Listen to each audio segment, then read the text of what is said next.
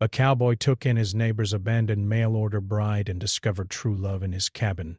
Ethan Cole had lived on his quiet Wyoming ranch for so many years that the silence felt like an old friend. Every morning, he woke before the sun climbed over the hills. He listened to the wind move through the tall pine trees and the soft sounds of his horses shifting in the barn. Those sounds reminded him that he was not completely alone in the world, even if most days it felt that way.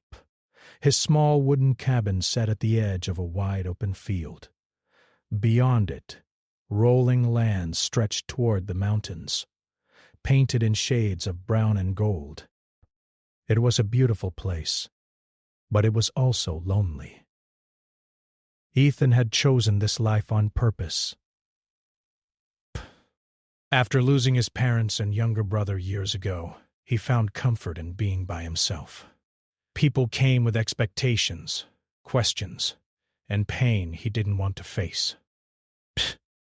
The land, on the other hand, only asked for hard work and patience. That morning felt no different from any other. Ethan fed the horses, fixed a loose board on the fence, and checked the water pump near the creek. The cold air bit at his hands, but he barely noticed. He was used to it. As he rode along the fence line near the far end of his property, something caught his eye. At first, he thought it was just a shadow or a broken post. But as he got closer, he realized it was a person. A woman stood near the old fence that separated his land from his neighbor's empty homestead. She looked small against the wide sky. Her coat was thin, and the wind pushed it against her frame. In one hand she held a small, worn suitcase. She kept looking toward the empty house across the field, as if expecting someone to walk out at any moment. Ethan slowed his horse and stopped a few steps away.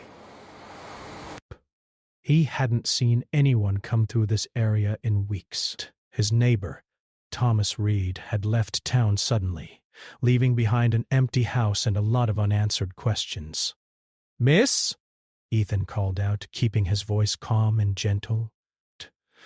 The woman turned quickly. Her eyes were wide, not with fear, but with surprise and worry. She looked tired, like she hadn't slept well in days.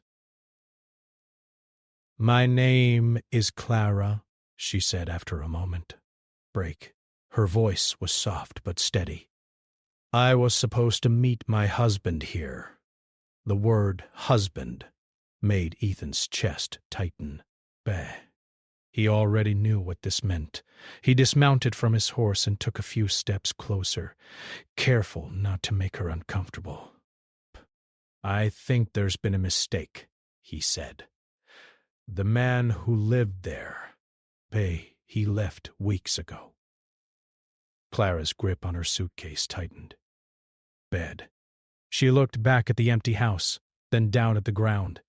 The wind brushed a few loose strands of hair across her face, but she didn't move to fix them. "He wrote to me," she said quietly. "He said he was waiting." Ethan could hear the hope still clinging to her words, even as reality started to sink in. "I'm sorry," he said gently. "I don't think he's coming back." She just stood there, staring at the broken fence and the empty land beyond it. Then her shoulders slowly dropped, like she was carrying a weight that suddenly became too heavy to hold. She told him how she had traveled far to get here. She had sold what little she owned to pay for the journey. She had believed in the letters and the promises of a safe home and a future. She admitted she had never expected romance, just stability and a place to belong. Ethan listened quietly. He could hear the courage it took for her to speak, even as her voice trembled. The wind grew colder, and Ethan noticed her hands shaking slightly. He made a decision before he had time to overthink it. "You shouldn't stay out here," he said. "It's too cold, and there's nothing left at that house. You can come to my cabin. At least for tonight. Clara looked up at him, unsure. Pay. I don't want to be a problem. You won't be, Ethan replied. Everyone needs a place to rest. She hesitated for a moment, then nodded. Thank you.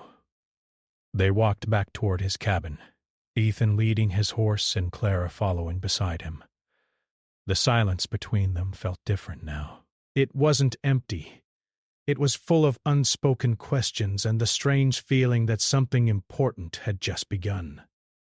When they reached the cabin, Ethan opened the door and stepped aside. The inside was simple and clean, but clearly meant for one person. A small table stood near the window. A single bed rested against the wall. A stove in the corner glowed faintly from the morning fire. Clara stepped in slowly, looking around like she didn't want to touch anything. It's not much, Ethan said. It's warm, she replied. That's more than enough. He poured her a cup of water and offered her a seat. She thanked him again, her voice softer this time. Narration as she warmed her hands near the stove. Ethan noticed small details about her. The way she held herself straight, even when tired. The careful way she spoke, as if choosing her words, mattered. They talked a little more. Clara shared where she came from and what she had hoped to find here. Ethan told her about the land, the seasons, and how quiet life could be out here. For the first time in a long while, Ethan felt something shift inside him. The cabin didn't feel as empty as it usually did. The silence felt lighter. Outside, the wind continued to move through the trees, but inside, a small sense of comfort began to grow. Neither of them knew what tomorrow would bring. They only knew that for this moment, they were not alone.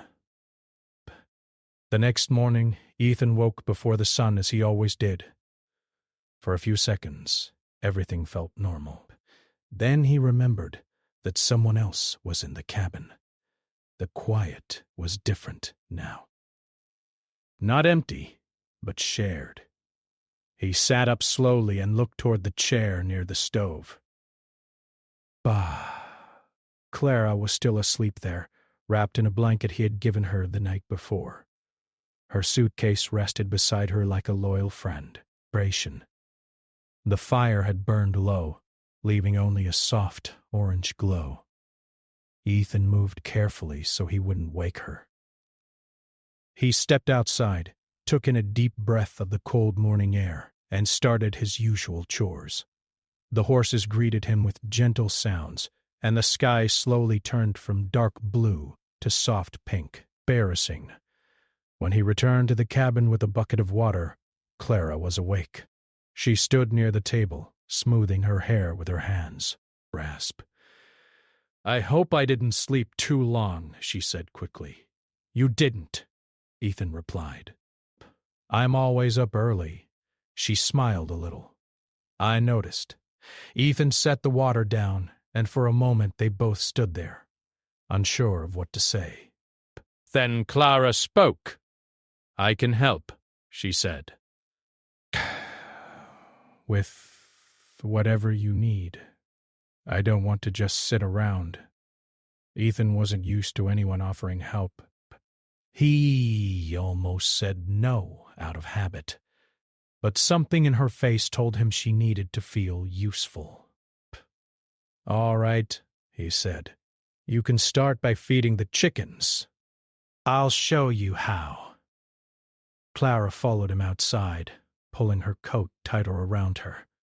The cold made her laugh as she tried to scatter feed without letting the chickens rush her all at once. Ethan watched from a few steps away, amused. By the time they finished, her cheeks were red, and she was smiling. They're braver than I expected, she said. They know food when they see it, Ethan replied. Back inside, Clara surprised him by insisting on making breakfast. She used the small amount of food she had left in her bag, and mixed it with what Ethan already had. The meal was simple, but it filled the cabin with a warm smell that reminded him of something he hadn't felt in years. They sat at the small table and ate together. The space felt smaller with two people, but in a good way. Clara talked about her hometown, a quiet place with narrow streets and small shops.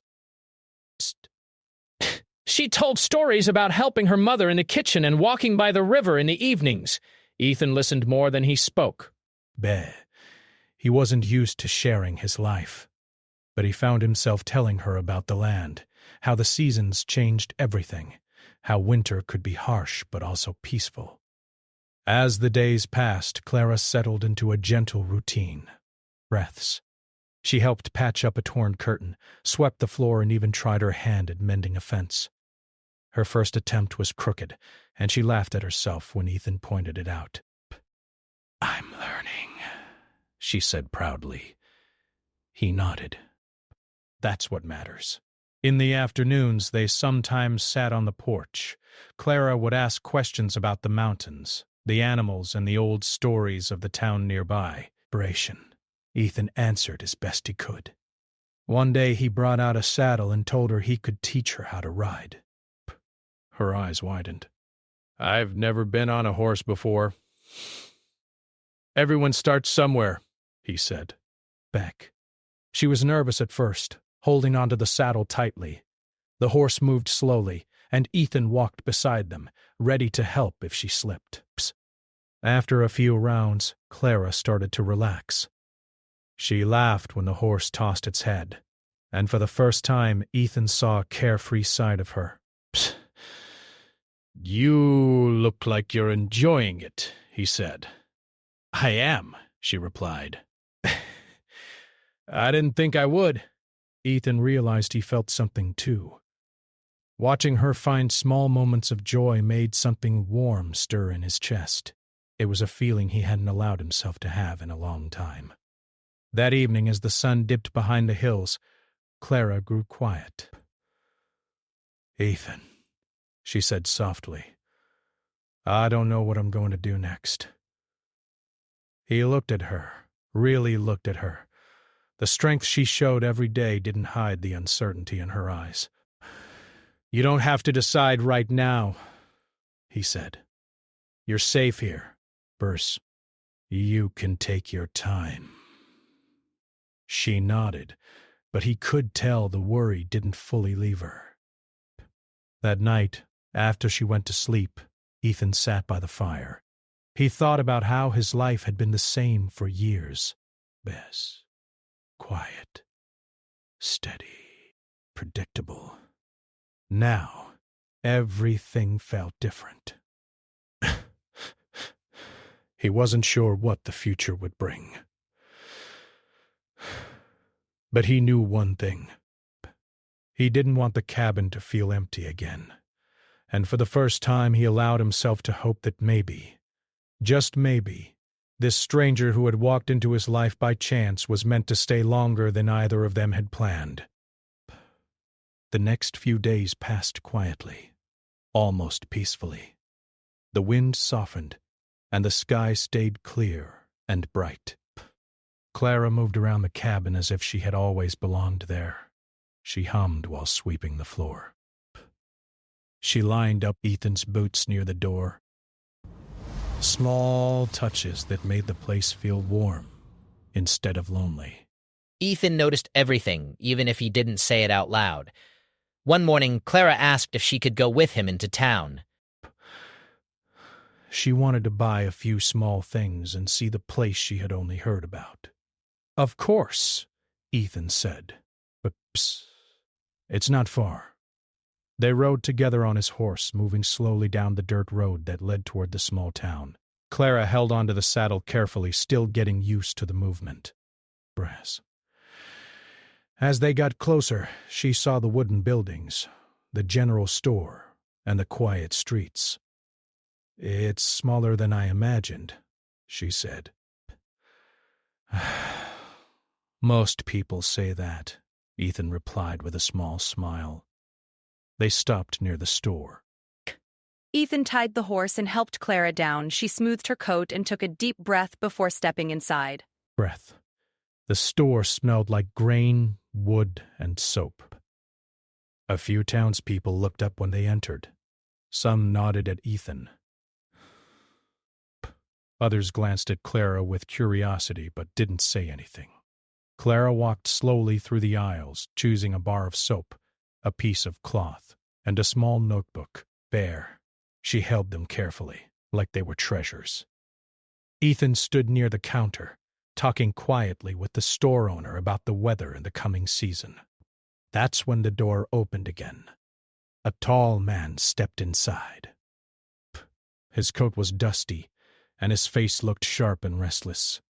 He scanned the room. Then his eyes landed on Clara. Ethan felt a strange tension in the air before a word was spoken. "Clara?" the man said. She froze. Ethan turned fully now. He recognized the man at once. Thomas Reed. Bade. Clara slowly turned around. Her face lost its color. "You came back," she said, almost in disbelief. Thomas walked closer, his voice quick and rough. "I didn't think you'd actually show up, but here you are." Ethan stepped forward, placing himself slightly between them.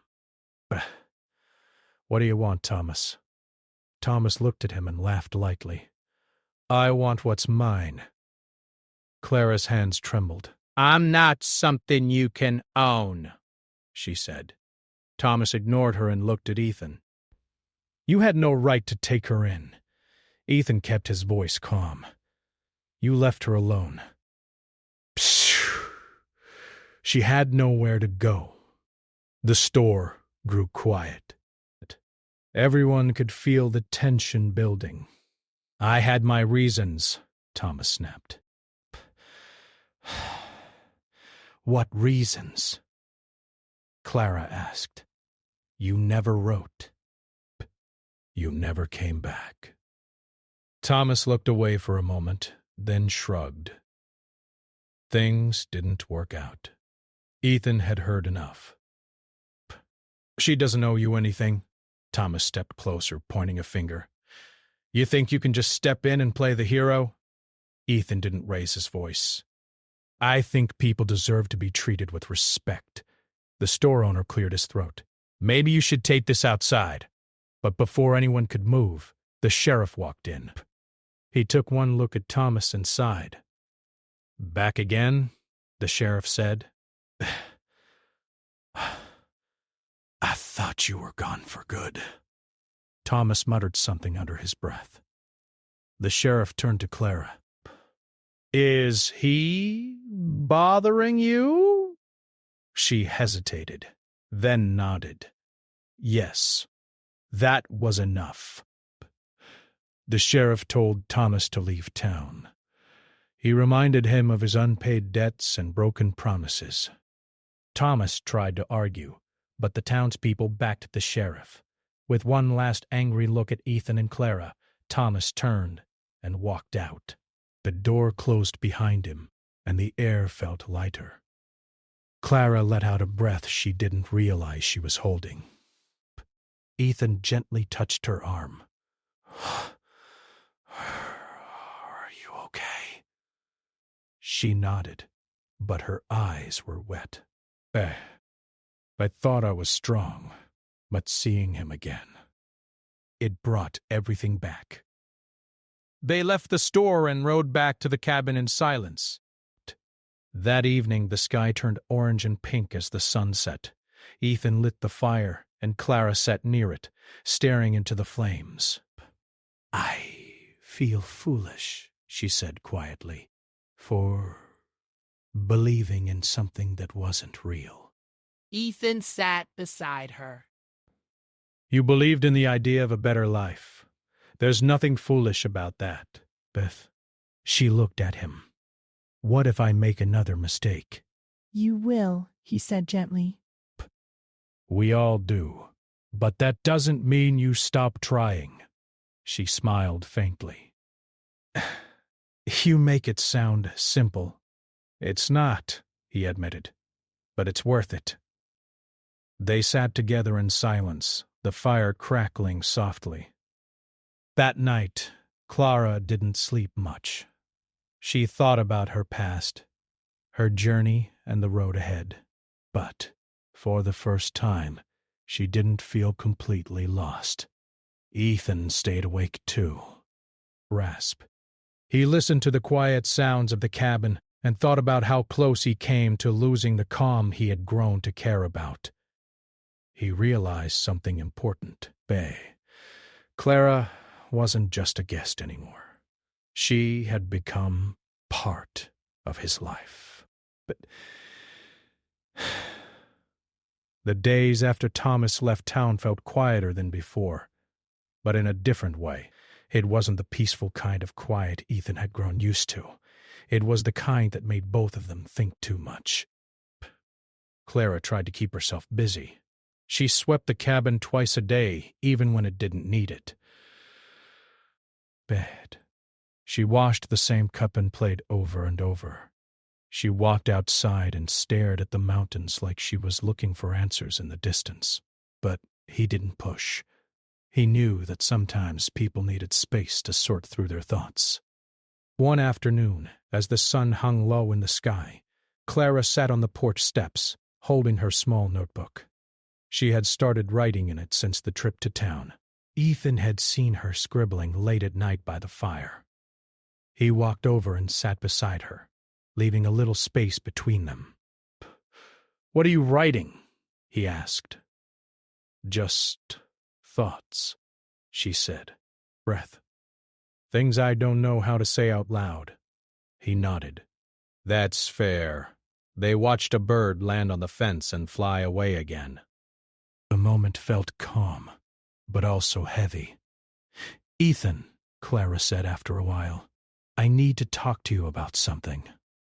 He turned toward her. "All right." She took a deep breath. "I'm grateful for everything you've done. Truly. You gave me shelter when I had nothing. Breath. You treated me with kindness when you didn't have to." He looked at his hands. "You don't owe me anything." "That's exactly what I want to talk about," she said. "I don't want to stay here because I feel like I owe you. I don't want to be someone you feel responsible for." Ethan felt a small knot form in his chest. "I never saw you that way." "I know," she said quickly. "But I need to be sure about myself, about what I want." She stood up and walked a few steps away, then turned back to him. "All my life, I've been following someone else's plans. My family's, then Thomas's. I don't want to do that anymore." Ethan stood too, unsure of what she was about to say. "I want to choose my own path," Clara continued. "And right now, that path leads here. Not because I'm stuck. Not because I have nowhere else to go, but because I want to be here." First, Ethan felt the words settle deep inside him. "You don't have to say that," he said softly. "Psh, I do," she replied, "because I need you to understand that I'm not staying out of fear. I'm staying out of choice." They stood there, facing each other, the wind moving gently between them. Ethan took a slow breath. "I've been alone for a long time," he said. "I got used to it. I told myself I was better off that way. But then you showed up, and everything changed." Berate. He paused, searching for the right words. "I care about you. More than I planned to. But I never wanted you to feel like you were trapped here." Clara smiled, her eyes shining. "I don't feel trapped. I feel steady. That night, they cooked dinner together. It wasn't fancy, but they laughed when Ethan burned one side of the bread, and Clara pretended it was on purpose. After they ate, they sat by the fire. The light danced on the walls, and the cabin felt warmer than ever. Clara picked up her notebook again. "I wrote something today," she said. "Would you like to hear it?" Ethan nodded. She read slowly, her voice soft. The words weren't perfect, but they were honest. She wrote about arriving in a strange place with a small suitcase and a heart full of worry. She wrote about finding a door that opened when she expected it to be closed. She wrote about learning that strength didn't mean doing everything alone. When she finished, she looked at him.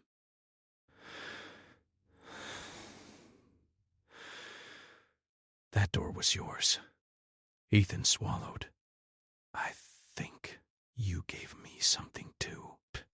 You reminded me that my life doesn't have to be just work and quiet. The days that followed felt lighter. They worked side by side, fixing the old fence, planting a small patch of vegetables near the cabin, and cleaning out the barn. Simple tasks felt easier when shared. One evening, as they watched the sun sink behind the hills, Clara spoke again. "I've been thinking," she said. "I want to build something here. Not just stay, but really build." Ethan raised an eyebrow. Build what?" "A life," she said with a small laugh. "A home. Something that feels like it belongs to both of us." He looked at the land, the cabin, the wide-open sky. "It won't be easy." "I don't need easy," she replied. "Base, I need real." He smiled at that. Later that night, as they sat on the porch wrapped in blankets, Clara leaned slightly toward him.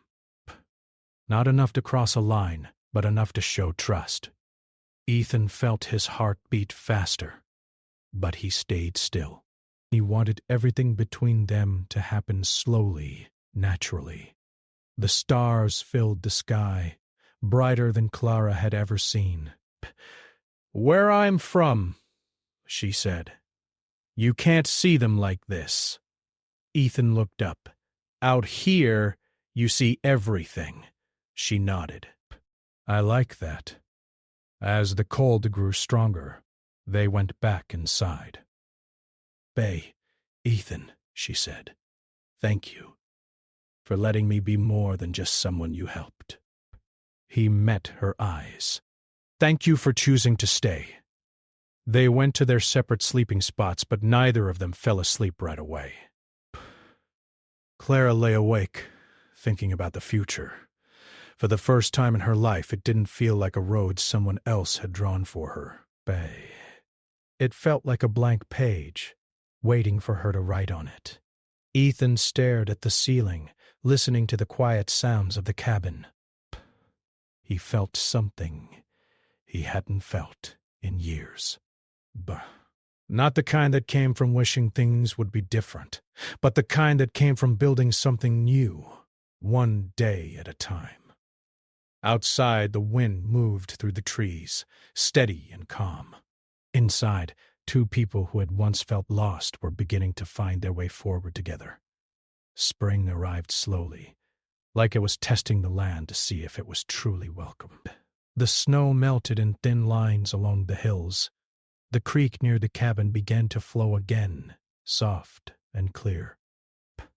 Small green shoots pushed their way through the soil that had been hard and frozen for so long.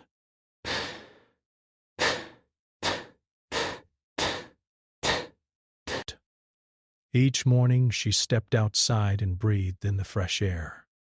She smiled at the birds that returned to the trees. Brr. She touched the ground with her hands, amazed at how warm it felt compared to the cold months before. Ethan watched her from the porch, a quiet smile on his face. He had lived through many springs on this land, but this one felt different. It felt like something new was growing inside the cabin as much as outside of it. They worked together more than ever. Ethan showed Clara how to plant seeds in straight rows. She took her time, careful and focused, even when her hands got dirty. "I want to do it right," she said. "You already are," Ethan replied. They built a small wooden box near the window and filled it with soil for flowers.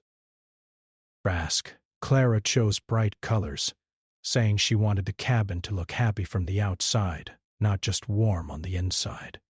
One afternoon, as they hammered a loose board back onto the porch, Clara laughed and wiped sweat from her forehead. "I never thought this would be my life," she said. "Working with my hands, fixing things, growing food." Ethan smiled. Do you regret it?" She shook her head. Not at all. "I feel proud." The town started to notice the change too. When Clara and Ethan rode in together, people smiled at them. The store owner asked how their garden was doing. The sheriff tipped his hat when he saw them. They weren't just two people passing through anymore. They were becoming part of the place. One evening, as the sun painted the sky in soft gold and pink, Clara sat on the porch steps with her notebook. Ethan joined her, carrying 2 cups of warm tea. "Do you still write?" he asked. "Yes," she said, breath. "But now, it's different." "How so?" "I don't just write about what I'm afraid of," she explained. "I write about what I want to build." She flipped through the pages and showed him a simple drawing. It wasn't perfect, but it was clear. A bigger porch. A small garden fence. A second chair near the door. You've been planning," Ethan said, surprised. "I have," she admitted with a shy smile. "I didn't want to say anything until I knew it wasn't just a dream." He studied the page. "These are good ideas." You don't think I'm getting ahead of myself? Ethan shook his head. "I think you're thinking about the future. That's a good thing."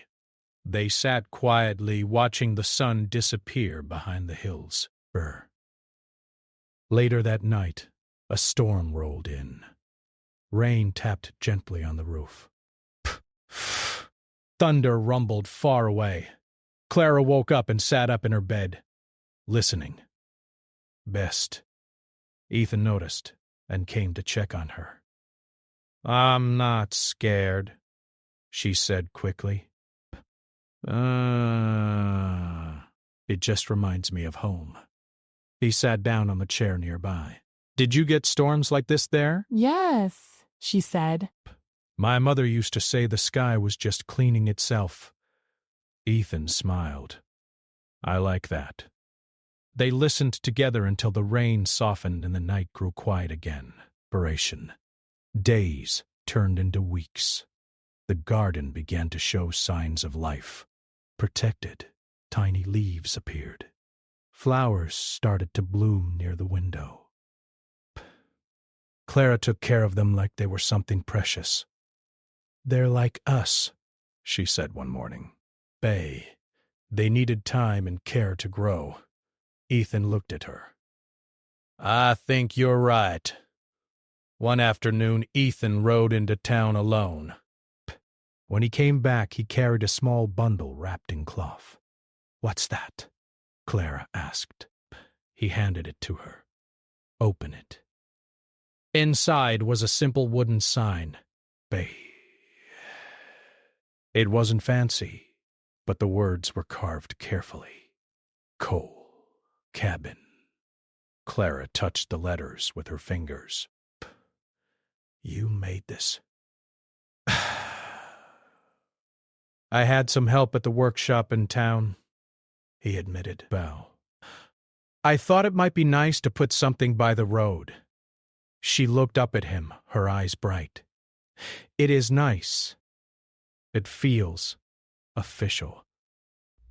They walked together to the front of the property and placed the sign near the fence. Best. Clara stood back and looked at it, like she was seeing something more than just words on wood. That evening, they sat by the fire. The flames moved gently, and the cabin felt peaceful. Ethan, Clara said, do you ever think about what might have happened if I hadn't come here? He nodded. Sometimes. Me too, she said. I think I would have kept searching for a place to belong, not realizing I was allowed to build one instead. He looked at her. You built this with me, she smiled. We built it together. There was a moment of silence. Not an awkward one, but a meaningful one. Ethan took a slow breath. Clara, I don't have grand plans or big promises. This land, this cabin, this life, it's simple. But if you choose to stay, I want you to know it's not just as a guest. She looked at him carefully. Bay, what are you saying? I'm saying I want this to be your home, he said. If that's what you want too. Clara didn't answer right away. Bus. She stood up and walked to the window, looking out at the dark land, the stars above, the flowers near the porch. Then she turned back to him. This is my home, she said. Not because of the walls or the land, but because I found someone who sees me as an equal, not a problem to solve. Ethan felt his chest grow warm. That's how I see you. Always. They didn't rush toward anything. They didn't need to. The connection between them was steady and real, built on trust and shared days. The next morning, they started building the second chair for the porch together. Ethan cut the wood. Clara sanded it down. They worked side by side, talking about small things and big dreams. When the chair was finished, they placed it next to the first one and sat down. It fits, Clara said. So do you, Ethan replied. Seasons would change again. There would be hard days, cold nights, and moments of doubt. But there would also be laughter, warmth, and the quiet comfort of knowing they didn't have to face life alone. Years later, travelers passing by would sometimes stop and ask about the cabin on the ridge. They would notice the flowers by the window, the two chairs on the porch, and the sign by the fence, and Ethan and Clara would simply smile and say it was a place where two people found more than shelter.